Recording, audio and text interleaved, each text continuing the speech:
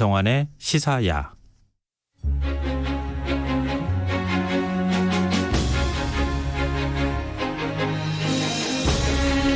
오늘부터 내년 1월 31일까지 국립중앙박물관에서 아주 특별한 전시회가 열린다고 합니다. 추사 김정희가 제주도에 유배됐을 때 그린 세한도와 단원 김홍도의 평안감사 향연도를 한자리에서 볼 수 있는 기회가 생긴 건데요. 이 전시가 더욱 특별한 이유는 15m에 달하는 두루마리 세한도의 전모가 온전히 대중에 공개된다는 점 때문입니다. 어떤 역사적 의미가 있는지 흔적의 역사 시간에서 얘기 나눠보도록 하겠습니다. 경향신문 이규환 선임 기자 나와 계십니다. 안녕하세요. 네, 안녕하십니까. 네. 아마 세한도는 아시는 분들이 굉장히 많으실 것 같아요. 세한도 보시고 난 다음에 막 몸에 전율 느꼈다고 하시는 분들이 굉장히 많거든요. 네, 그런 분들이 있나 보죠. 그래서 어쨌든 이번 특별전에는 몇 가지 의미가 더 담겨 있는데요.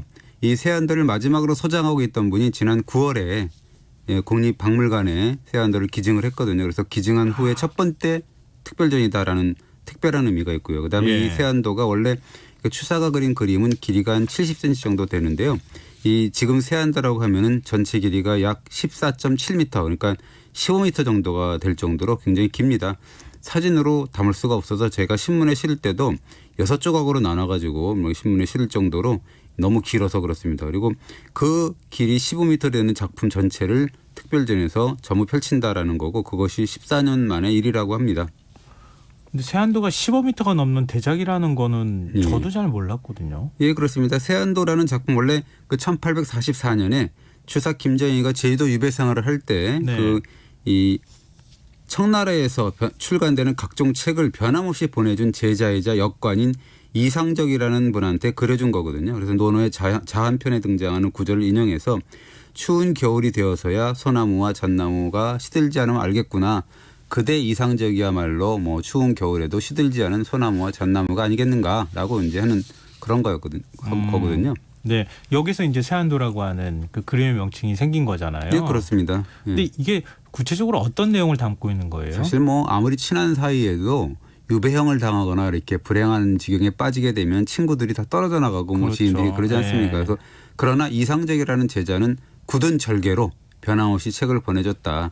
내가 이렇게 유배라는 나락에 떨어졌는데도 불구하고 이상적은 나를 향한 절개를 지켰다. 내가 지금 이렇게 공궁에 처해 보니까 이상적의 절개가 돋보이더라. 추운 겨울이 되어서야 소나무 잣나무가 시들지 않는다는 사실을 깨닫게 되듯이 라고 이제 이렇게 고마워한 거죠. 근데 사실 세한도를 보면은 그림이 만약에 지금 이제 15m 저는 안 봐서 모르겠지만 15m짜리 그림에 나무가 두 그루인가 세 그루인가 나오지 않나요? 그리고 집 한 채 초가집 한 채 나오는 그게 전부 아니에요? 예, 그렇습니다. 세한도 사실 그림으로 치면 결코 잘 그린 그림은 아니죠. 그러니까 뭐 약간 뭐 세한도가 15m라는데 15m는 감상 댓글이 있어서 그런 거고 그림으로 치면 한 70cm 정도 되는데 어쨌든 이 뭐 보면 창문 하나 있고 허름한 집 한 채 있고 나무 네 그루 있고 그다음에 세한도라는 그림 제목 그다음에 제자 이상적에게 준다는 글씨 몇 자 그리고 인장 몇 방 그게 전부거든요. 어떤 연구자가 그럽니다. 도대체 나무를 감상하라는 건지 집을 구경하라는 건지 참 난감하더라라는 게 사람이 있고 그다음에 유홍준 전 문화재청장 같은 경우는 이게 도대체 실경 뭐 산수하라고 친다면 세한도는 0점짜리다 뭐 이렇게까지 얘기를 하더라고요. 유홍준 전 청장이 0점짜리라고 얘기를 하는데 이 작품이 왜 이렇게 유명해진 거예요? 이 사실 추사 김정희는 뭐 문인, 서예가, 금서각자 뭐 이런 분이긴 하지만 전문화가는 아니잖아요. 그래서 그렇지만 사물의 형상보다는 뭐 인간의 마음을 묘사한 이른바 문인화가의 절제미를 풍기고 있다라는 평을 듣는데요.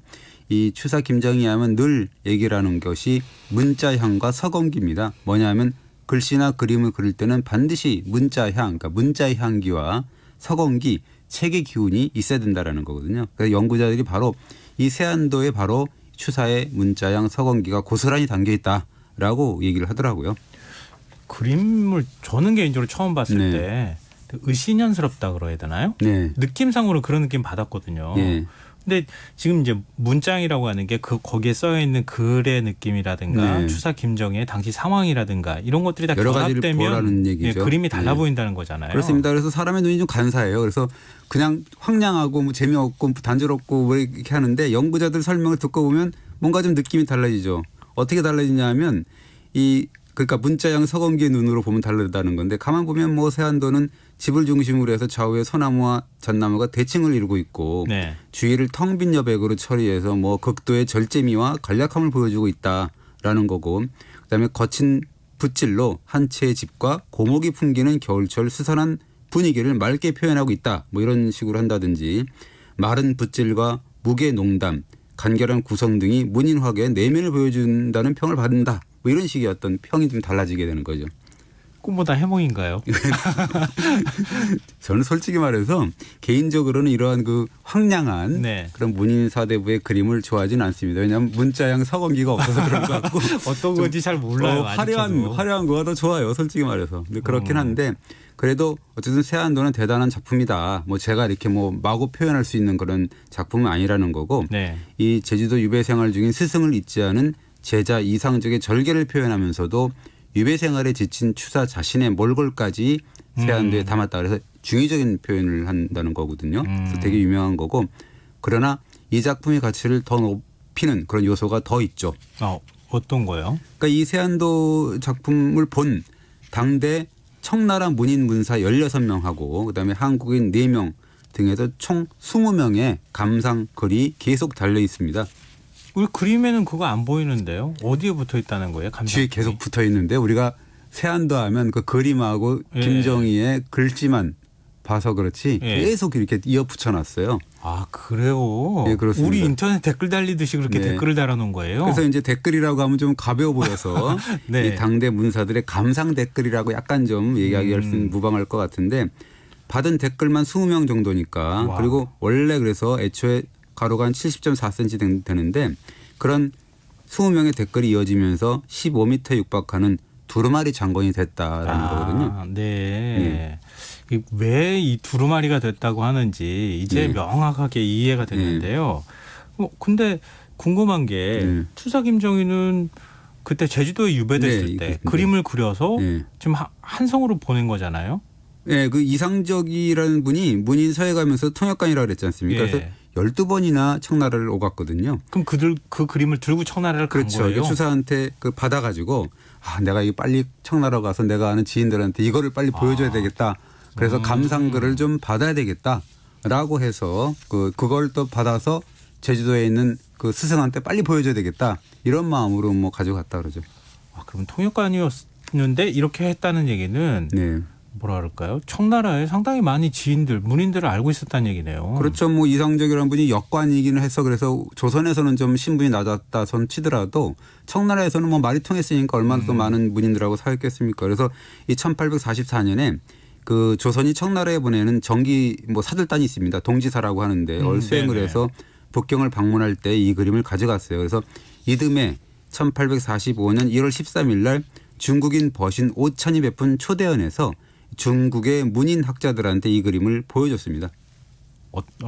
일단은 어떤 사람들이 댓글을 달았기에 네. 이렇게까지 평가가 높아졌는지 그 사람들도 대단했을 것 같거든요. 그렇죠. 그래서 뭐 당대 북경에서 글귀나 쓰는 사람들이었다. 그리고 연령대는 20대에서 60대 다양했다. 그리고 단순한 친분 관계라기보다는 뭔가 연령을 초월한 어떤 모임이나 단체의 구성원이었다라는 거고 어떻게 보면 당대 지식인 집단이다라는 거겠죠. 그리고 19명이 모였다는 연구도 있고요. 또 이 중 모임에서 이제 추사의 그림을 보고 13명이 즉석에서 감상 댓글을 썼고 3명은 또 나중에 이렇게 쓴 사람이다라고는 그런 연구도 있습니다.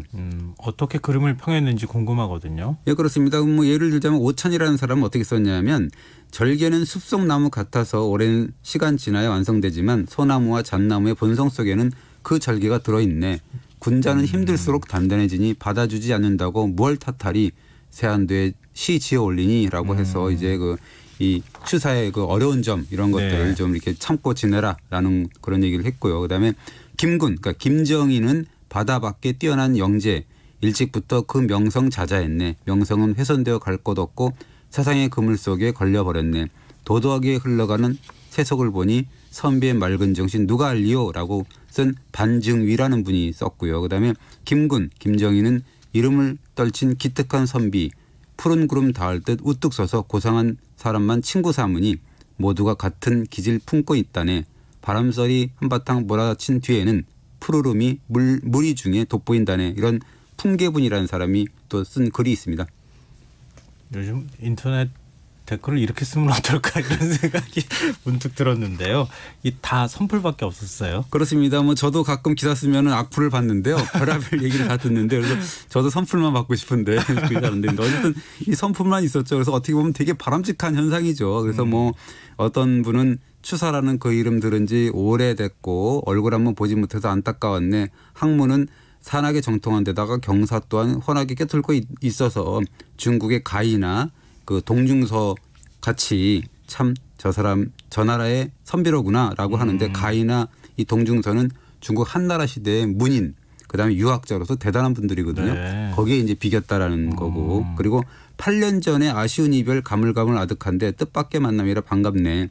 뭐 조각구름 외딴 섬 한나대도 어두운데 나그네는 시름장겨 기민머리 세웠네. 뭐 이런 내용이 있는데 어떻게 보면 그 지금 어떤 댓글보다는 굉장히 격조가 높고 네, 뭔가 그러네요. 뭐 있죠. 뭐가 그 느낌이 좀 있는 그런 댓글이. 상대를 일단 존중해 준다고 하는 게 네. 굉장히 기분 좋게 들리는데요. 글도 잘 쓰지 않습니까? 아, 당연히 네, 문인이니까 네. 그랬을 것 같은데요. 근데 이런 글을 그 그림 옆에 달아줬다고 하는 거, 평을 달아줬다고 네. 하는 걸 추사도 알았던 거예요. 그렇죠. 이상적이 그걸 가져다가 보여줬으니까는요. 그러면서 다시 네. 가져가서 보여줬어요. 그렇죠. 그래서 이 추사가 얼마나 좋아했겠나라는 생각이 드는 게 머나먼 제주 땅에서 유배 중이었는데 얼마나 위축되고 외로웠겠습니까? 알아주는 사람도 없고 자존감도 떨어지고 계속 그렇겠죠. 그렇게 됐는데 그러던 차에 정말 얼굴도 모르는 청나라 문인들이 정말 응원 댓글을 보내준 거잖아요.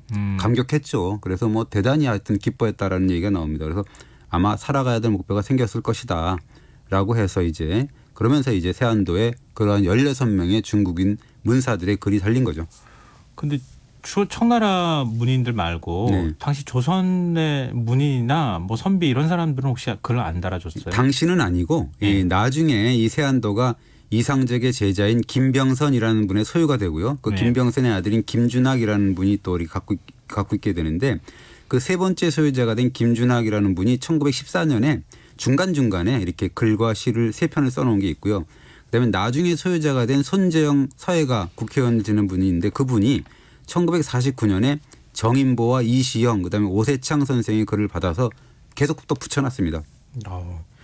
굉장히 후대까지 이렇게 그림에 대한 평을 남겼군요. 네, 그렇습니다. 근데 재미있는 건 뭐냐면 네. 15m로 펼쳐놓은 세안들을 보면 마지막 부분에 공백이 있다는 게 되게 재미있거든요. 공백이 두 군데예요. 보시면 알겠지만. 네. 그래서 어디 공백이 있냐면 오세창 이세영 선생의 글하고 정인보 선생의 글 사이에 약 2m 가까이 그러니까 191cm의 공백이 있고요. 그다음 예. 맨 마지막 글인 정인보 선생의 글 뒤에부터 끝까지 3m가 넘는 여백이 존재를 해요. 그러니까 총 작품 길이가 아까 15m 정도 된다고 네네. 했잖아요. 그러니까 거의 495cm 그러니까 5m 5m 가까운 정도. 공백이 있어요. 그러니까 전체 그림을 보면 좀 당황합니다. 이 공백이 뭐지라는 생각이 들 정도거든요. 그럼 15m를 다 펼쳐놓고 전시하는 거예요? 그렇죠. 네, 그렇죠. 그럼 저기에 그림이 있고 네. 이렇게 평이 쭉 달리다가 중간에 한 2m 떨어져 가지고 있고 예. 또 이렇게 뚝 맨 떨어져 마지막에는 완전히 3m 네. 넘는 그런 공백이 있죠. 이게 무슨 의미예요? 이게 재밌더라고요. 저도 그냥 이거 허투루 봤는데 뭐냐면 오세창 이시영 선생 글하고 정인보 선생 글 사이에 191cm 공백은 아마도 1949년 무렵에 이 작품을 소장하고 있었던 손재영 서예가가 뭔가 당신이 감상 댓글을 쓰려다가 완성하지 못한 것이 아니겠나라는 생각 그런 추정이 가능하고 그다음에 정인보 선생 감상글에 있는 그런 304cm의 공백은 아마도 후대의 문사들의 감상평을 위해서 남겨놓은 공백일 것이다 라는 추정이 가능합니다. 서해가 손재영이 내가 댓글을 여기다가 감상평을 남기겠다. 소장가니까. 예. 다음 사람이 남길 거를 그 뒤에다가 남기도록 네. 했다. 본인도 쓰려다가 못 쓴 거죠. 거기에 191cm가 남고 그다음에 또 뭐 남기고 이런 그런 추정을 하게 되는 거죠. 이번에 가서 세안도를 보면 네. 우리도 남길 수 있는 겁니까? 한번 써보시죠. 저도 한번 써볼까요? 손이 떨려가지고 못 쓸 것 근데 같은데요. 사실 그 물어봤어요. 그 이 추사연구가라는 그 박철상 선생님이 계세요. 근데 네. 그분한테 물어봤더니 이거 뭐 이 써도 되는 거냐 그랬더니 사실은 작품을 갖고 있는 소장가면 그 공백에 쓴다고 한들 누가 뭐라 그럴 사람은 없다라고 얘기를 하더라고요. 뭐 그럴 수 있을 것 같은데요. 실제로 아까 얘기했던 1910년대 수장하고 있던 김준학이라는 분이 세안도 중에서 이렇게 댓글을 중간중간에 3번이나 이게 써놨거든요. 네.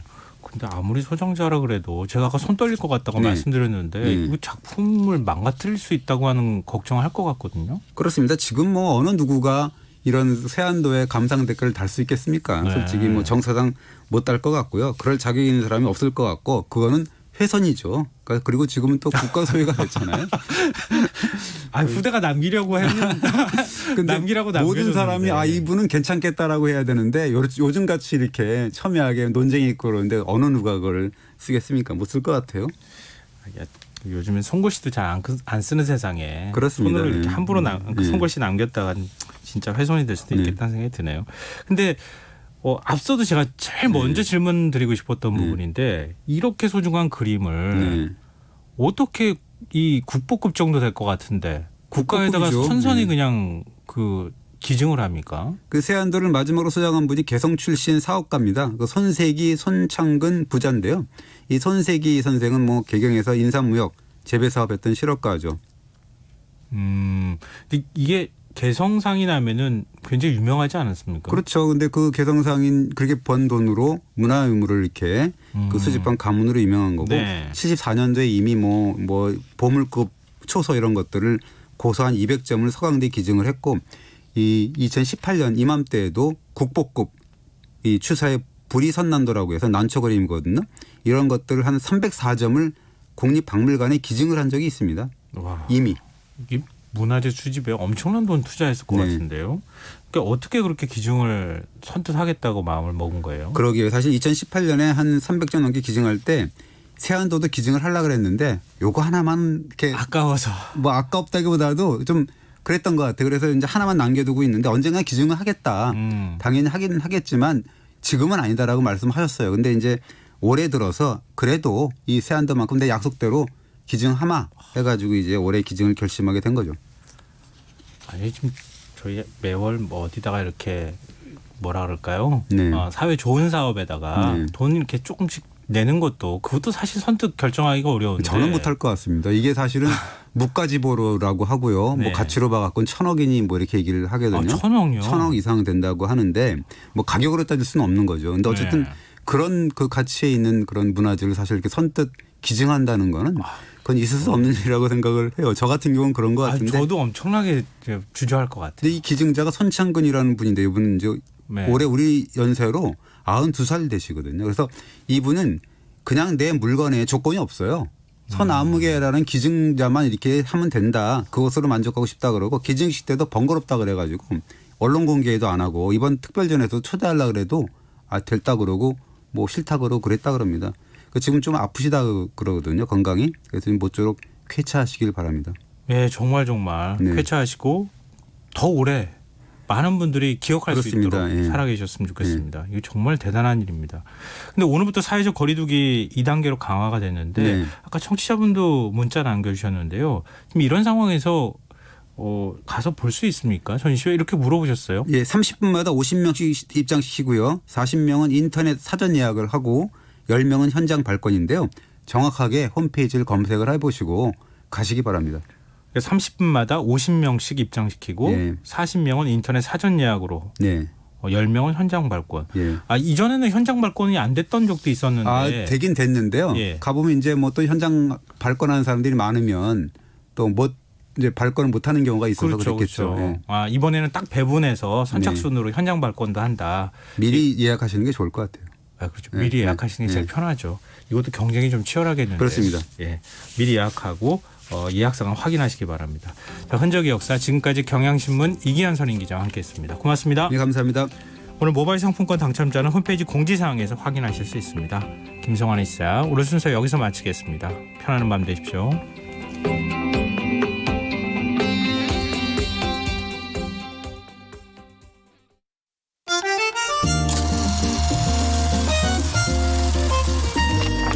백은하의 영화관, 정여울의 도서관.